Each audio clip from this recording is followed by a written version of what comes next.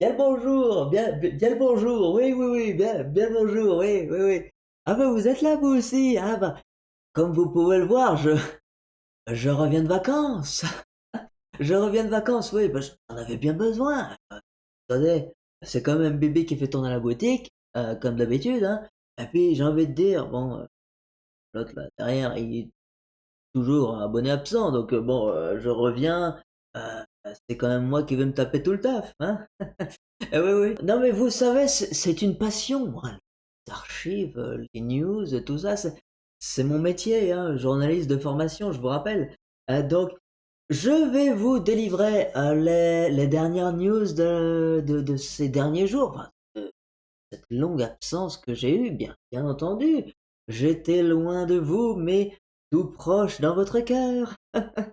Ah oui, bon, je vais vous donner tout ce machin là-dedans, là, c'est écrit dessus. Donc, bon, première news, alors, il y a eu un truc qui est passé un petit peu inaperçu, hein, mais on va le voir juste après. C'est-à-dire il y a en préparation un nouveau mode de jeu. Et oui, un nouveau mode de jeu, on va découvrir ça juste après. Deuxième news, eh bien, on va regarder les meilleurs decks qu'il y a eu au challenge de Borum, hein, voilà, c'est terminé là ce week-end dernier. Maintenant, on va voir qu'est-ce qu'il y a eu. Et vous allez voir que bon, c'était pas mal de Bucky discard, hein, voilà. Troisième news, eh bien, c'est l'errata de Bucky qui est tombé. Quatrième news, eh bien, on va parler un petit peu des futurs tournois qui se profilent à l'horizon, hein, à part Birmingham et puis Bologne qui vont se dérouler très très prochainement pour les challenges. On va parler un petit peu des tournois français. Et enfin, la cinquième news, bon, c'est pas vraiment une news, mais c'est pour vous rappeler que Birmingham, c'est pour bientôt, donc on verra ça juste après. Et sans plus tarder, eh bien, on va voir cette première news. Et cette première news, eh bien, il s'agit du nouveau mode de jeu, le mode de jeu je pense, pour le draft, hein, pour remplacer le draft. Alors, je vais vous passer le petit extrait vraiment très court où Ryan Miller, ici présent, enfin, on y faisait la présentation justement du 7-5 sur ce fameux live que beaucoup de gens ont été déçus, hein, voilà, parce qu'on s'attendait tous à avoir des nouvelles de Pixelborn et puis enfin, en tout cas de son successeur, hein, à Pixelborn. On n'a pas eu de nouvelles, mais en tout cas, on a vu tous les produits du 7.5 et puis voilà. Et on va regarder tout de suite ce qu'il nous dit et écoutez bien. Thank you for being part of the community. And if you see me at one of these events, I'm always out there trying new stuff. We were trying this new format called Inkcaster, where you just use a couple of packs to build your deck, and that was a lot of fun. So if you see me out there, stop and Voilà, c'est tout. C'est assez court, hein, c'est très très court, mais qu'est-ce qu'on peut retenir sur cette toute petite phrase qu'il nous a sortie? Eh bien, c'est qu'il y a un nouveau mode de jeu. Alors là, présentement, il parlait en fait de voilà, les événements, les challenges, tout ça, c'était cool de pouvoir rencontrer des gens, etc., de voir tout l'engouement qu'il y a autour de l'Orcana, et c'est plutôt chouette, ça lui fait énormément plaisir. Il bosse en fait sur d'autres modes de jeu, et ce mode de jeu, il s'appelle le Inkcaster. Alors, on ne sait pas ce que c'est. Tout ce qu'on sait, c'est que ce qu'il nous dit là, c'est que c'est en ouvrant quelques boosters, quelques packs, comme il dit. Donc, pour moi, c'est peut-être ce qui va remplacer le draft actuel de l'Orcana et paquet scellé. On verra ce que ça donne, bien évidemment. On va passer à la deuxième news. Et cette deuxième news, de quoi on va parler? Eh bien, on va parler de la méta qu'il y a eu dans le fameux le challenge de Borum, hein, je cherche le nom. Eh bien, sur les 1959 joueurs, il y a quelques stats. Eh bien, il y avait 25% de Ruby Amethyst, pardon, le meilleur deck, hein, voilà. C'est mon deck à moi. C'est pour moi le meilleur deck. Je le traîne depuis le 7-1. Donc je suis vachement content qu'il soit aussi présent dans la metagame. Le Bucky Discard, lui, est monté énormément. Et les autres, bon bah voilà, il n'y en avait plus beaucoup quoi. À part le Ruby Amethyst, qui était toujours là pour tenir tête au Bucky Discard, pardon. Et donc du coup, le Bucky, il était à 38%, il y avait 24 joueurs dans le top 64 du coup qui l'avaient. Ce qu'il y avait eu dans le top 64, on va regarder maintenant ce qu'il y avait dans le top 16, hein, le fameux top 16, comment ça s'est passé, jusqu'à la finale. Bon voilà, dans le premier tableau, voilà, il y avait ces personnes-là, donc on avait un petit peu de tout, hein. Voilà, on avait un peu tous les decks, j'ai envie de dire. Il y avait quand même le rubis saphir, il y avait le saphir steel, saphir acier, il y avait le rubis améthyste et il y avait aussi le bucky card. Donc il y avait de tout. Et sur l'autre tableau, eh bien, on avait plus, ouais, enfin comme d'habitude, ouais, on avait plus de, j'allais dire, comme d'habitude, oui, non, il y avait quand même pas mal de Bucky Discard et aussi pas mal de Ruby Améthyste, donc ça c'est très très bien. On peut voir que notre ami Raclem, juste ici, hein, Clément, il est quand même arrivé dans les octofinals, hein, je savais pas que ça s'appelait comme ça. Donc bravo à lui, hein, il représente la France, mais il y avait aussi un autre Français hein, qui était présent, c'était Théotime Buchot, juste ici, un très bon joueur, et je crois Théo Rodriguez également, hein. Je sais plus, faudrait que je me renseigne, mais ça fait français un petit peu Théo. Donc enfin, je m'avance pas trop, je sais plus exactement. Et pour la finale, eh bien, c'était deux rubis améthystes. Ça fait du bien de voir ça. Hein, ça fait du bien. Parce qu'on s'attendait tous à voir voilà, le Bucky Discard qui allait faire le top. Voilà, on se souvient de The Rat qui c'était à Atlanta, je sais plus, non, c'était à Chicago, je sais plus lequel des deux. Je crois que c'était Chicago. Il avait fait top 1, le Bucky Discard. C'était bon, voilà, un petit peu ennuyant de voir ça. C'est vrai que le deck est assez frustrant à jouer. Mais bon, ça, on va en parler juste après. En tout cas, ça, c'est ce qui s'est passé à Borum. Qu'est-ce qu'il y avait comme deck? Et c'est plutôt pas mal parce que du coup, le Ruby Améthyste, il va revenir en force dans les tournois Ursula. Ça, j'en suis persuadé. On va passer à la troisième news. Et cette troisième news, eh bien, c'est une news très, très, très importante. Pourquoi? Parce que, eh bien, Bucky, voilà, il s'est fait errater. Il s'est fait allumer. Voilà, il se fait un petit peu extinguer. Alors ça, c'était la version qu'on avait jusqu'à maintenant, hein, la version classique, celle qui est sortie depuis le 7.2. Pour 2, une 1-1 hors d'atteinte, voilà, et dès que vous jouez un floatborn, boum, il se défausse votre adversaire, voilà. Mais maintenant, c'est devenu ça. C'est devenu cette carte-là. Alors, la version non errata, du coup, elle vaut 3 en encre, elle est toujours ancrable. C'est une 1-1. Il perd totalement le hors d'atteinte. Euh, voilà, ok. Et chaque fois que vous jouez un personnage Floodborn en utilisant sa capacité alter, chaque adversaire choisit et défausse une carte de sa main. Donc on a la même psychologie, voilà, le même truc, sauf que du coup, euh, il coûte 1 de plus, il a plus de quoi se protéger avec le hors d'atteinte, il l'a plus. Et en plus, maintenant, pour activer la capa, il faut vraiment utiliser la capacité alter. Donc, trois trucs, trois détails, le défonce. Voilà, c'est ils ont tué la carte parce que là maintenant c'est fini quoi. Maintenant le deck Bucky Discard n'existe plus. Est-ce que c'était une bonne chose? Est-ce que c'était une mauvaise chose? De mon avis personnel, je trouve qu'ils auraient dû, au lieu de faire cette errata, ils auraient dû laisser la carte en classique, enfin on la connaissait juste là-bas, enfin, mon bras ne va pas jusqu'à là-bas, mais la première version, elle était très bien. Le problème étant, c'est qu'il fallait juste créer des cartes, des nouvelles cartes qui contre Bucky. Genre, une carte qui dit, bah voilà, les personnages adverses perdent hors d'atteinte. Voilà, par exemple. Mais une carte, un objet, par exemple, qui resterait sur le board, qui ajouterait cette condition dans la game, en fait, les hors d'atteinte, ça n'existe plus, voilà. Donc on aurait pu utiliser Bucky avec un brawl ou je ne sais quoi.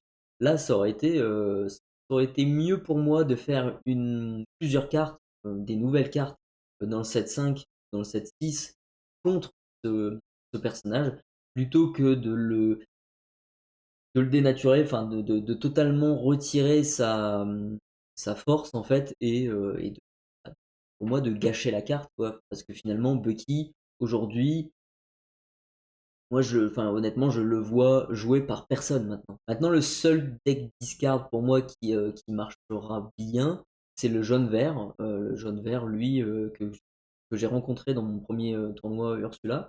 Heu, c'est un deck qui marche plutôt bien, qui est assez fun en plus. Il est pas ultra,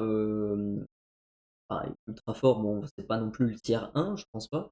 Heu, je trouve absolument pas, mais il est quand même, assez intéressant, il peut discard quand même pas mal.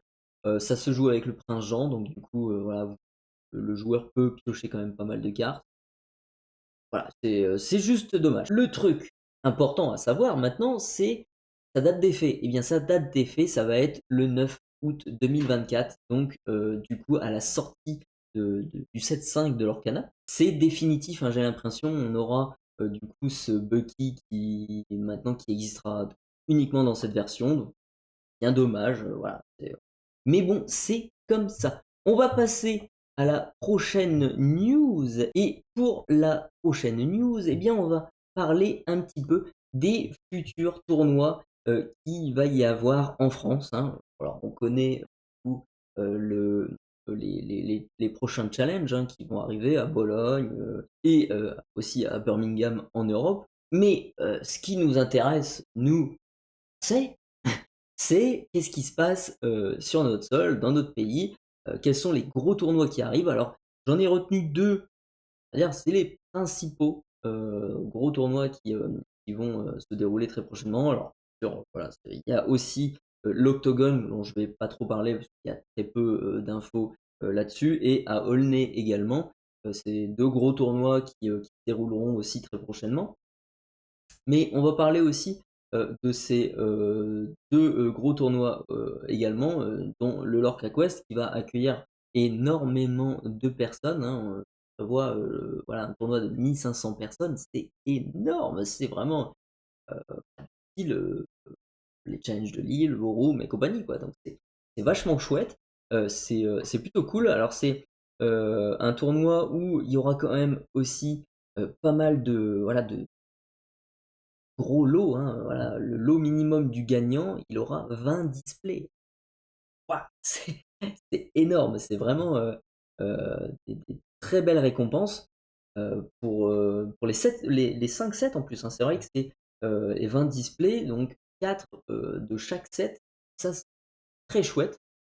Alors pour y aller, ça sera du coup du côté, alors si je me souviens bien, ouais, à côté de l'aéroport d'Orly, si je me souviens bien, c'est, du côté de Rungis, si je me souviens bien. En tout cas, le lieu va être communiqué très bientôt, je pense en tout cas.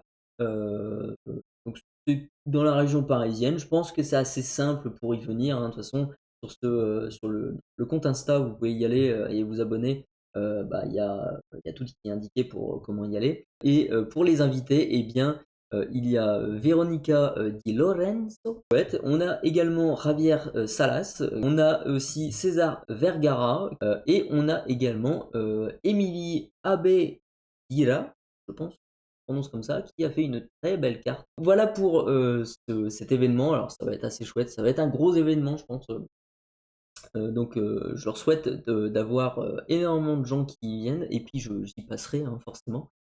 Ça c'est obligatoire.